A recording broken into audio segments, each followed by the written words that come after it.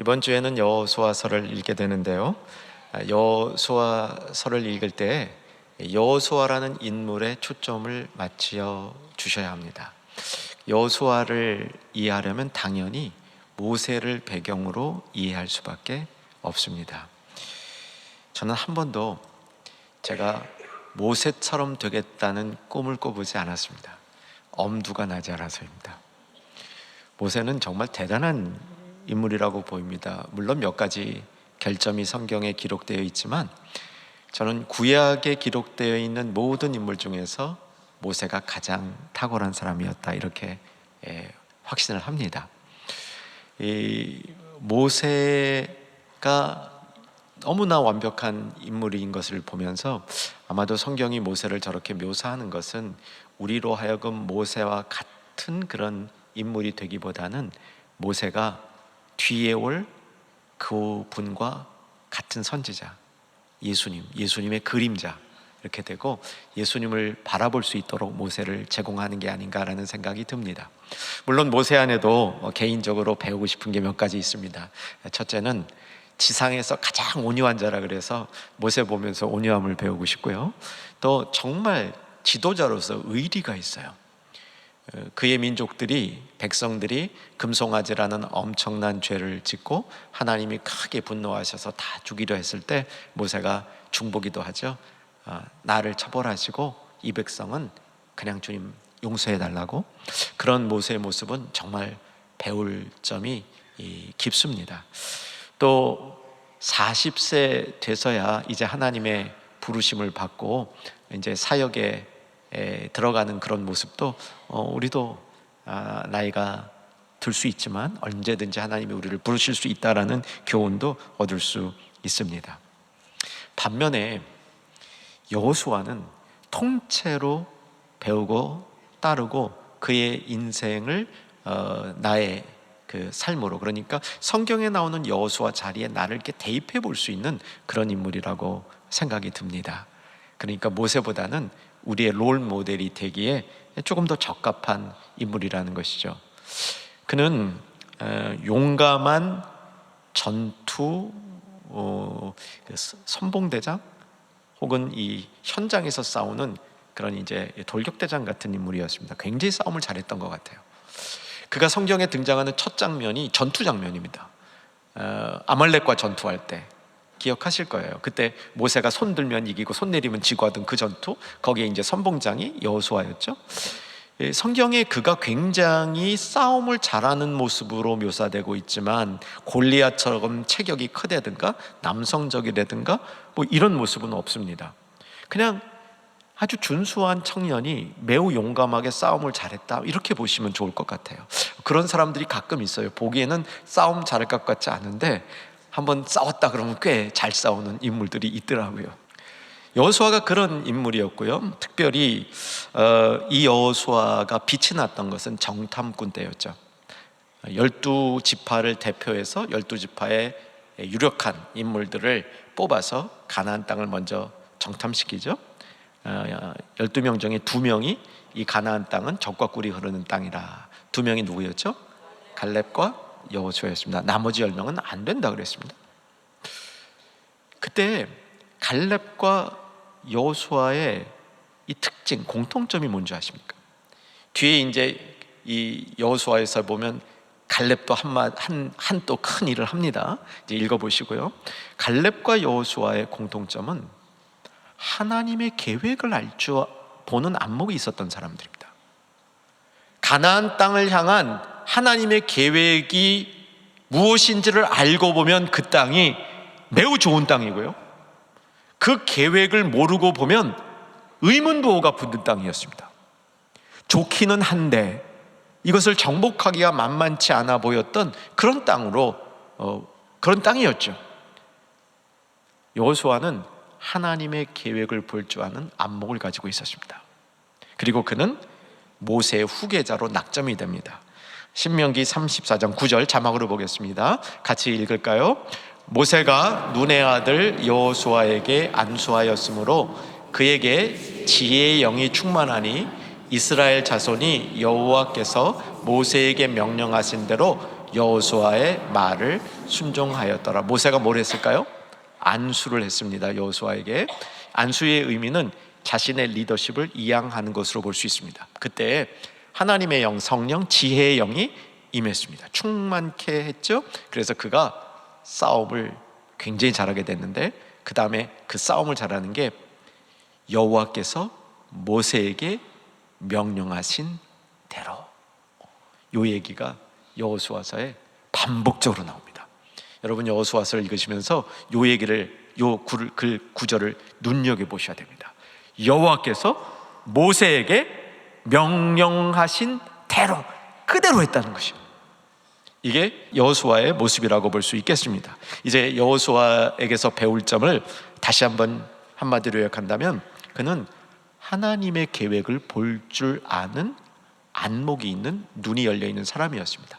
다른 말로 그는 언약을 꽉 붙들고 사는 사람이었습니다. 언약은 세 가지 요소가 있다고 종종 말씀드리죠. 언약은 하나님의 보호하심과 하나님의 공급하심과 하나님의 계획하심으로 구성되어 있다. 요 세 단어가 영어로는 다 P로 시작해서 세 가지 P, 이렇게 외워두시면 우리의 기억을 돕는다고 말씀드렸습니다. 이 중에 계획이에요. 계획. 하나님의 계획을 볼 줄 안다는 것은 언약을 붙들고 있다는 사실입니다. 어떤 기업에서 아프리카에 신발을 팔려고 시장 조사를 내보냈다 그러죠. 많이 알려진 이야기입니다. 가서 보니까 거기 사는 사람들이 신발을 신고 사는 사람이 아무도 없었습니다. 2명이 갔는데 한 사람은 보고서에 이렇게 썼습니다. 여기에 장사하면 우리는 쪽박찹니다. 신발을 판매할 수 있는 그 확률이 0%입니다. 다른 한 사람은 여기에 우리가 사업을 하면 대박이 납니다. 우리의 신발을 여기 사는 사람이 모두 살 겁니다. 아무도 신발 신는 사람이 없습니다. 누가 맞을까요? 모르죠. 누가 맞을지. 사업하는 사람, 이 기업가들은요, 이럴 때 이런 판단을 잘하는 사람이 결국은 이 기업 분야에서 탁월한 사람이 되는 거죠. 근데 우리가 보면 그걸 어떻게 알아요? 영적인 면에도 이런 게 있어요. 영적인 면에 있어서요, 하나님의 계획이 있는가 없는가를 가지고 이 상황을 볼 때 하고, 그저 내 경험과 주변 사람들이 뭐라 그러는 것과 대사가 뭔가라는 이런 의식으로 주변을 볼 때는 다르게 보입니다. 여호수아와 갈렙이 가나안 땅이 좋게 보였던 중요한 이유는 뭐냐면, 이게 440년쯤에 아브라함이 그 땅이 너에게 줄 땅이라고 얘기했는데, 그 하나님의 약속이 끊기지 않고 계속 내려왔기 때문에 그 약속을 붙들고 있는 갈렙과 여호수아에게는 그 땅이 약속의 땅으로 확실하게 보인 겁니다. 그런데 그게 그 안목이 없으면요, 이 땅이 좋은 땅인지 아닌 땅인지 구별이 안 가요. 그래서 여러분 아마 나중에 이렇게 인생을 다 사신 다음에 여러분 인생을 돌아볼 기회가 있으면 하나님이 그렇게 주신 좋은 기회들이 그냥 나도 알지도 못하고 지나가 버린 기회들도 많이 있을 것 같아요. 왜? 안목이 없어서 안 보인 겁니다. 여호수아의 정말 우리가 배울 점은 하나님의 계획을 볼 수 있는 안목이 열려있는 눈입니다. 우리도 한번 사모하십시다. 어떻게 그 안목을 얻는다고요? 언약을 붙들고 사는 거죠. 언약에 하나님의 계획이 담겨 있습니다. 그의 공급하심과 그의 보호하심이 언약 가운데 담겨 있기 때문입니다. 여호수아는 정말 하나님을 신뢰했습니다. 근데 그가 하나님을 신뢰한 걸 보니까 하나님을 잘 알기 때문에 신뢰한 겁니다. 무조건 무작정 신뢰가 아닙니다. 그는 하나님을 정말 잘 알고 있었던 것 같아요. 근데 그가 알고 있는 하나님은요, 우리가 배울 점이 있어요. 어떤 방식의 하나님을 알고 있었냐면 단순 명료하신 하나님이에요. 사실 모세의 인생에 역사하시는 하나님은 다소 복잡하신 하나님입니다. 왕가의 입양이 되고 유대인의 아주 그냥 좋은 핏줄이었을 것 같아요. 왕가의 입양이 돼서 궁중에서 자라다가 참 여러 가지 인생의 그 굴곡을 겪으면서 모세가 형성이 돼요. 그러면서 모세는 거의 완벽한 사람이 됩니다. 제 눈에는 그래요. 그런데 여호수아는요, 그 모세의 뒤를 이어서 모세 못지않은 일을 전했다고 보는데, 이 여호수아는 굉장히 단순해요. 어떻게 단순하냐면 여호와께서 주의 종 여호와의 종 모세에게 명한 대로 행하였더라요. 얼마나 단순해요? 그랬더니 그 하나님을 단순하게 신뢰하고 그 하나님 앞에 그냥 순전하게 순종을 했더니 보이는 거예요. 보여. 길이 보이는 겁니다. 난제를 해결할 수 있는 일들이 그의 눈앞에 나타나는 겁니다. 이것이 여호수아가 받은 축복이었습니다. 여러분 한번 생각을 해보세요. 여호수아에게 놓인 과제가 뭐냐면요, 모세가 죽어요. 모세가 죽으니까 하나님이 여호수아에게 나타납니다. 이제 너는 가나안 땅에 이 백성을 이끌고 들어가라는 거예요. 모세가 가나안 땅에 못 들어간 건 참 아쉬운 일입니다. 정말 모세의 인생 가운데 너무 아쉬운 부분이지만 그는 또 그것을 받아들이는 그런 그 성숙함도 있었습니다. 여호수아서를 한번 좀 피시고요. 오늘 본문은 이제 더 이상 안 봐도 됩니다. 자막으로 처리할 겁니다. 1장으로 이동해 주세요. 1장으로 이동해 주시면 1장으로 이동해서 1절 눈으로 따라와 주시면, 여호와의 종 모세가 죽은 후에 여호와께서 모세의 수종자 눈의 아들 여호수아에게 말씀하시기를, 이제 모세가 죽었으니 네 때가 되었다. 너는 이들을 이끌고 가나안 땅으로 들어가라. 제가 좀 각색해서 읽었습니다. 눈여겨보실 것이요, 모세의 수종자, 시종, 옛날 번역의 시종이 모세의 종 여호수아에게 하나님이 말씀하시는 겁니다. 아까 우리가 신명기 34장을 읽었죠? 모세가 여호수아에게 안수하는 장면을 봤죠? 근데 이제 하나님께서 직접 여호수아에게 나타나는 겁니다. 그래서 이제 모세가 죽었으니까 네 때가 왔다. 백성을 이끌고 가나안 땅에. 여러분, 이게 쉬운 지금 명령입니까? 요단강은 어떻게 건너요? 요단강 딱 들어가면 여리고성이 있는데 이 여리고성은 어떻게 돌파합니까? 그 안에 가나안 7 족속이라는 족속이 있죠. 아브라함 때부터 나오는 7 족속이 있어요. 이 다 막강한 족속들입니다. 여태까지 광야에서 싸웠던 족속하고는 차원이 다른 이 족속들입니다. 이들은 정말 견고한 성들을 갖고 있는 족속 7개 족속을 어떻게 물리칩니까? 그리고 다 물리치고 들어가서 정말 그 안에 정착하고 거기서 하나님 뜻을 따른 선한 영향력을 미치면서 이 백성이 살아야 되는데, 그 과정까지 이게 가능해 보입니까? 한 단계 한 단계가 너무나 힘든 태산 같은 난제가 아닐까요? 근데 여호수아는요, 고민 안 하는 것 같아요. 여호수아는 딱 하나 붙들고 가요. 하나님의 종 모세에게 명령하신 것을 그대로 따라. 사랑하는 여러분, 이게 여호수아가 갖고 있는 매력입니다. 그는 언약을 붙들고 살았습니다. 그 언약을 붙들고 사는 그에게는 분명히 그에게 있는 명령이 뚜렷하게 있었습니다. 그래서 그 명령을 붙들고 나가면 됐던 것이죠. 요단강을 어떻게 건넜습니까? 그냥 갈라져 버렸어요. 이거 전에 있었던 일이잖아요. 누구 때? 모세 때. 그러니까 모세에게 명령하신 거 그대로 따라가면 됐죠? 여리고성이 딱 도착했습니다. 이거요, 제가 보니까 아주 어려운 일이 아니었어요. 여리고성이 막강한 이 성이긴 했지만 이미 그 안에는 이스라엘 백성이 온다는 소식에 두려움이 퍼졌고요. 무엇보다도 가만 생각해 보세요. 이 강 옆에 성입니다. 강이라는 게 방어무기예요. 강은 못 건너오는 자리이기 때문에 방어하기가 쉬워요. 그런데 그 강이 갈라져 버리면요, 이건 큰일 나는 거 아니에요? 근데 그 위로 사람들이 우르르 그냥 몰려서 자기네 코앞으로 몰려들어와. 이건 증거입니다. 이렇게 하나님이 그냥 해결해 버리시는 거예요. 그 다음 일들은 이제 오늘 설교를 통해서 더 우리가 살펴야 되는데, 여호수아를 통해서 우리가 배울 수 있는 점이, 여호수아가 이렇게 감당하는 난제들이요, 이 시대의 우리들이 이 세상에서 감당하는 난제와 비슷합니다. 여러분, 이 세상 속으로 파고 들어가는 진입로가 얼마나 힘들어요. 이 세상으로 파고 들어가는 진입로가 요단강 같은 겁니다. 하나님이 갈라주시지 아니하면 나라는 인물이 어느 정도 실력도 있고 준비도 되어 있고 나름 뭔가 있기는 하지만 이 세상 속으로 진입하는 것이 만만치 않잖아요. 요단강이 갈라져야 진입할 수 있지 않습니까? 근데 거기 여리고성이 딱 버티고 있어요.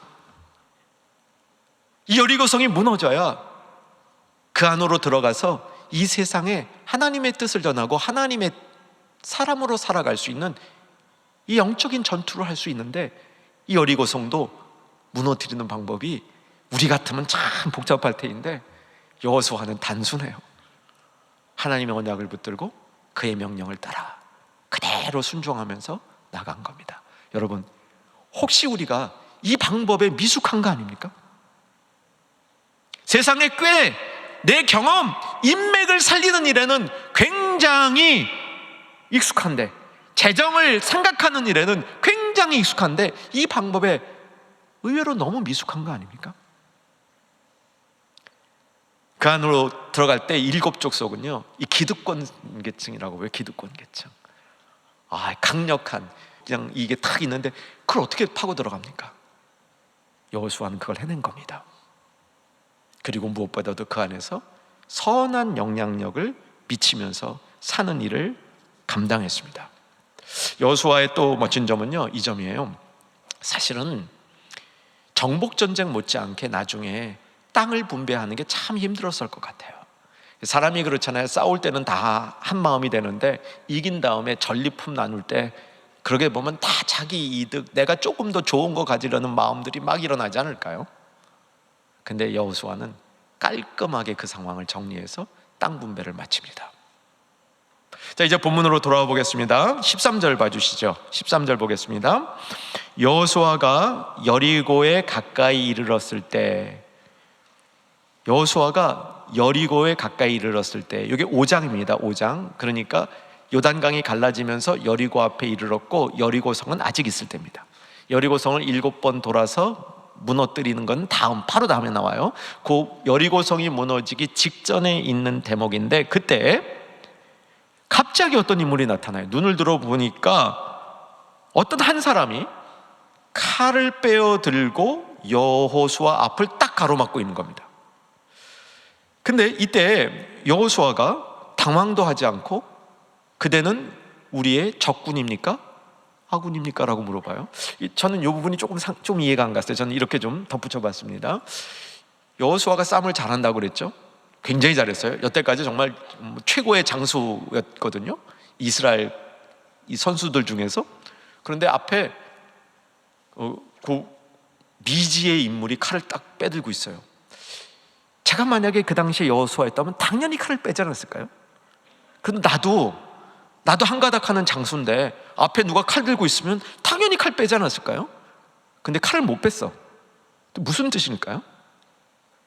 제 판단에는 앞에 서 있는 이 사람이 여호수아가 볼 때 내 상대가 아니야, 내가 칼 빼봐야 저 사람하고는 게임이 안 될 것 같아, 그래서 칼을 못 뺀 게 아닐까 하는 생각이 들어요. 아니면 칼을 뺐지만 위협감을 주지 않았다거나. 근데 전 전자일 것 같아요. 그래도 여러분, 장수라면은요, 내가 질 것 같아도 웬만하면 칼을 뽑지 않았을까요? 근데 칼을 못 뽑았어요. 이 사람이 누구라고요? 하나님 군대의 대장이래. 이제 답이 내려졌죠. 하나님 군대는 상대가 안 되는 군대죠. 이 세상 군대하고는 비교가 안 되는 군대고요. 거기 대장이 칼을 뽑고 있으니 선수가 선수를 알아본다고 여호수아가 딱 보는 순간, 이 인물은 내가 여태까지 전투에서 경험해 본 그런 종류의 인물이 아니라는 것을 깨닫지 않았을까요? 그래서 적군이냐 아군이냐, 그죠? 이 말은 아마 이런 것 같아요. 그대가 적군이면 나는 죽었고 그대가 아군이면 내가 살겠노라, 이런 뜻이 아닐까 하는 생각이 들어요. 근데 우리가 때로는 상대가 적군인지 아군인지 물어볼 필요는 있습니다. 적군 같은데 아군이 있고요, 아군 같은데 적군이 있거든요. 확인할 필요는 있습니다. 여호와의 군대 장관이라는 말을 딱 듣는 순간 여호수아가 그 앞에 엎드려 절을 하는 거죠. 살았구나. 엎드려 절을 하는 겁니다. 무슨 말씀을 하시려 합니까? 이때 15절 중요한 절이니까 같이 읽었으면 좋겠습니다. 여호와의 군대 대장이 여호수아에게 이르되 내 발에서 신을 벗어라 내가 선 곳은 거룩하니라 하니 여호수아가 그대로 행하니라. 다른 명령이 아니라 딱 한 가지 명령을 했어요. 신을 벗어라 네가 서 있는 곳은 거룩하다 한마디 한 겁니다. 이것은 여호수아를 또 다른 군대 대장으로 위임하는 장면이라고 볼 수 있습니다. 이런 비슷한 장면이 모세에게 있었죠. 기억나시죠? 네, 호렙산에서 여호와가 처음으로 모세에게 나타나서 모세에게 소명을 줄 때 네가 이 백성을 이끌고 애굽 땅에서 나와라는 소명을 줄 때 나타나서 네가 선 땅은 거룩하니 신발을 벗으라라고 얘기하는 겁니다. 그들을 연상케 하는 거죠. 모세를 부르신 것처럼 여호수아를 부르는 겁니다. 모세를 불러서 그에게 특별한 권위와 권세를 준 것처럼 여호수아를 불러서 여호수아에게 특별한 권위와 권세를 주는 건데, 이때에 군대 장관, 군대 대장이 나타난 것은 군대 대장, 여호와의 너는 이제부터 이스라엘 육신의 이런 사람들의 군대 대장이 아니라 여호와의 군대 대장권을 너에게 잠시 위임해 준다, 이런 얘기죠. 이 이후에 여호수아의 전투력은 정말 더 강력하게 늘어납니다. 정말 고민 없이 싸우고요, 싸울 때마다 전략이 나오고요, 그 전략이 매번 먹힙니다. 그래서 연승가도를 구가하게 되죠. 이 위임이 그런 놀라운 역사가 있었다는 겁니다. 자, 그런데 여기서 우리가 정말 배워야 될 게 이거죠. 네가 선 땅은 거룩하니. 왜 거룩할까요? 원래 거룩한 땅에 여호수아가 침범을 해서 여호와의 군대 장관이 그것을 막으러 나온 걸까요? 그게 아니죠. 그곳에 하나님이 함께 하시기 때문에 거룩해진 겁니다.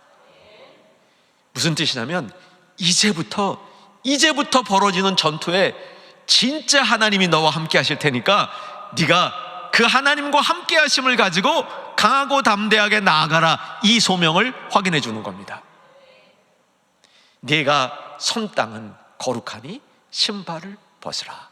하나님이 함께 하시겠다는 약속이 실현되는 겁니다. 여호수아 1장 1절과 2절을 봤습니다. 3절, 4절, 5절 내용을 요약하면 이거예요. 네가 밟는 땅을 내가 다 주리라. 이것은 모세에게 명령한 대로 네가 밟는 땅을 너에게 다 주리라고 얘기합니다. 6절, 강하고 담대하라. 너는 내가 그들의 조상에게 맹세하여 그들에게 주리라 한 땅, 약속의 땅, 그 약속의 땅을 너에게 줄 것이라고 명령하는 겁니다. 자, 9절 같이 읽어야 됩니다. 시작. 내가 내게 명령한 것이 아니냐. 강하고 담대하라. 두려워하지 말라. 놀라지 말라. 내가 어디로 가든지 내 하나님 여호와가 너와 함께 하느니라. 이 약속이 군대 장관의 위임과 함께 더 분명하게 나타나는 겁니다. 네가 선 땅이 거룩하다. 네가 선 땅에서 움직이는 대로 어디에 서든지 간에 그 땅이 거룩해질 거다. 왜? 내가 너와 함께 하기 때문에. 이게 여호수아가 붙들고 있던 약속의 전체, 약속의 모습이라는 사실입니다. 하나님의 약속이 보이는 것과 보이지 않는 것은 정말 큰 차이가 있습니다. 언젠가 말씀드린 것처럼 저는 이렇게 물건을 잘 못 찾아요. 뻔히 있는데도 못 찾습니다. 그래서 제 주변 사람들에게 조금 놀림을 당하는 경우가 있어요. 이제 뭐 교회에서는 담임 목사니까 별로 그렇게 보고도 안 그러는데 집에서는 많이 놀림을 당해요. 제 아내나 제 아이들한테는 아빠는 그것도 못 찾아 그래요. 근데 제가 왜 그런지 저를 가만히 돌아다 보니까 의심을 하고 봐서 그래요. 여기 없을 것 같다는 생각에 보니까 없어. 근데 있을 것이라고 확신하고 보면 있어요. 그런 게 많아요. 여러분, 자동차 키를 못 찾을 때가 있죠. 저도 그런 적이 있었는데 멀리 갔는데 자동차 키가 안 보여요. 아무리 찾아도 없어요. 내 키가 어디 갔는지 몰라가지고 먼저 이렇게 있다 떠난 분한테 그 전화를 했어요. 야, 내 키가 지금 없는데 이거 어디 갔냐고, 그거 어떻게 혹시 못 봤냐 그랬더니 그거 그 소파 옆에 빠져 있대요. 그런 게 경험 없어요? 소파 옆에 그 키 빠진 적 있죠? 있잖아요. 근데 그 빠진 거야. 근데 사실 제가 그 차 봤어요. 거기를 봤는데 그때도 그게 안 잡혔어요. 근데 거기 있대요. 그러고 보니까 집어넣으니까 있어. 그럼 이 원리예요. 제가 이렇게 바보같이 물건을 못 찾아도요, 또 잘 찾는 것도 있어요.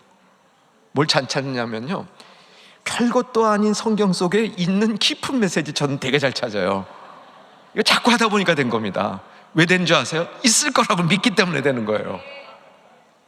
있을 거라고 믿고 그 말씀을 이렇게 파고 들어가면요, 거기에 보화가 있어요. 보화가. 여러분이 그 눈이 말씀에서 열려야 됩니다. 하나님의 안목을 보는 데서 열려야 되는 것이죠. 이게 내가 그냥 내 어떤 경험을 가지고 자꾸 본다고 되는 게 아니란 말입니다. 여호수아에게 그런 안목이 있었습니다. 성경에 보면 리더십 2양의 모델이 크게 세 가지, 대표적인 세 가지가 있습니다. 모세와 여호수아가 있고요, 다윗과 솔로몬이 있습니다. 엘리야와 엘리사가 있습니다. 이게 조금씩 달라요.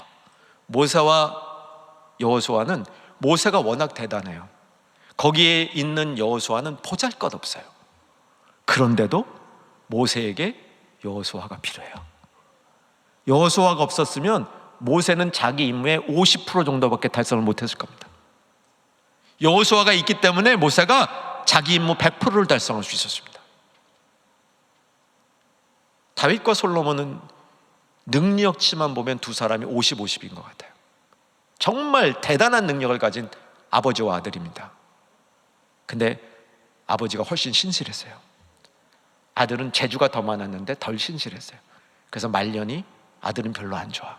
하지만 성전을 짓기 위해서는 두 사람이 다 필요했습니다. 계획하는 사람과 완성하는 사람이 다 필요했습니다.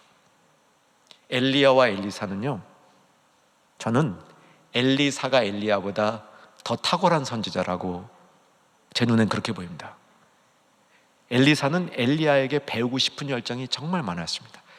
선생님 엘리야에게 갖고 있는 능력을 자신이 그것을 좀 이렇게 담고 싶은 마음이 굉장히 많았는데 그걸 가지고 청출어람했어요.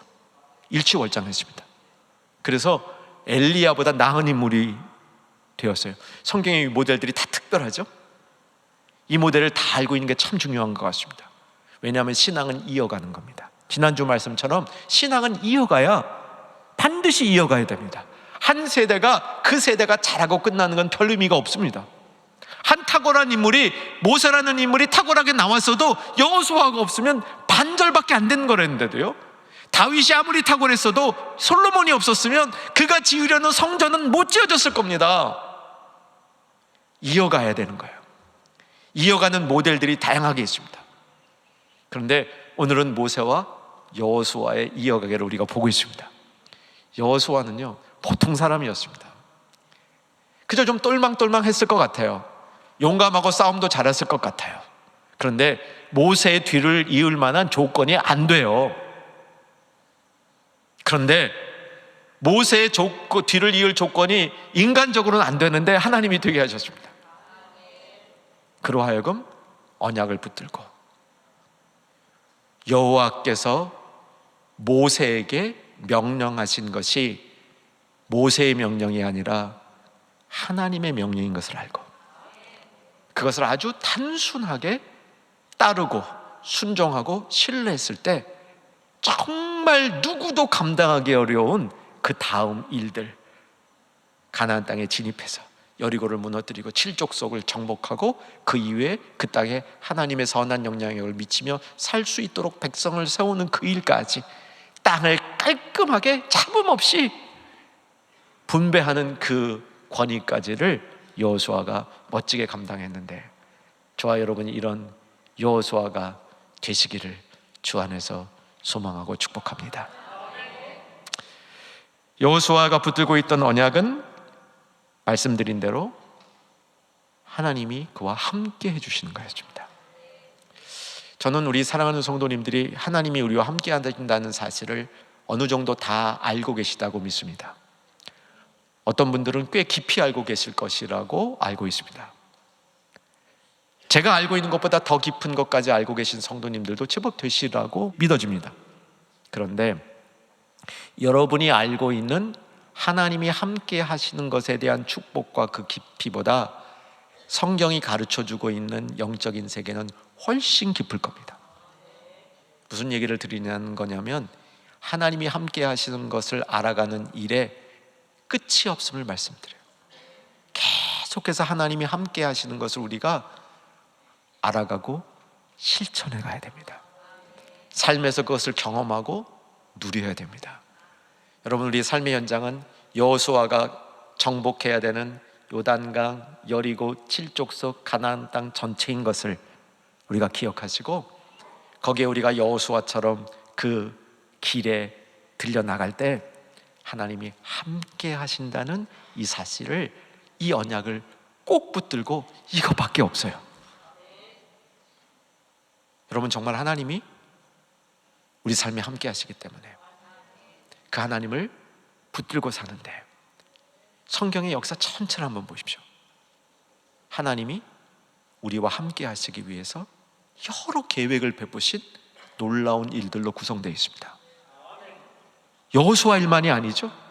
대표적인 일이 예수님이잖아요.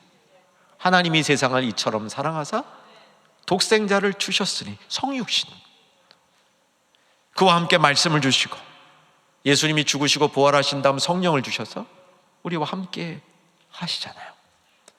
우리가 정말 하나님이 우리와 함께 하시는 것을 우리의 삶의 자리에서 그것을 경험하고 시시로 얼마나 잘 경험하고 살 것인가, 여러분 여기에 한번 신앙에 초점을 맞춰 보십시오. 저는 우리가 많이 달라질 수 있다고 믿습니다. 여호수아처럼 이 땅을 살 수 있다고 믿습니다. 그러기 위해서 두 가지 잘 알고 있지만 늘 기억해야 될 것, 아주 단순한 교훈 두 가지를 다시 한번 마음속에 담고 오늘 말씀을 마쳤으면 좋겠습니다. 하나님이 기뻐하신 게 무엇인지를 늘 생각하십시오. 내가 삶의 자리에서 이렇게 하면 하나님이 기뻐할까? 두 번째, 예수님이라면 어떻게 할까? 여러분 그걸 기억해 보십시오. 이때 이 상황에서 예수님이라면 어떻게 하실까? 그리고 그때 내 마음속에 떠오르는 대로 행하십시오. 하나님이 함께 하시는 것을 경험할 수 있는 유익한 실천 방안입니다. 하나님이 함께 하신다는 이 사실 다시 한번 오늘 언약으로 붙드시고 삶의 현장 속에서 잘 경험하시고 훈련하시고 그렇게 사시고 다음 주일 다시 한번 주님 앞으로 나와서 복된 말씀 같이 듣는 축복된 성도 되시기를 주의 이름으로 축원합니다.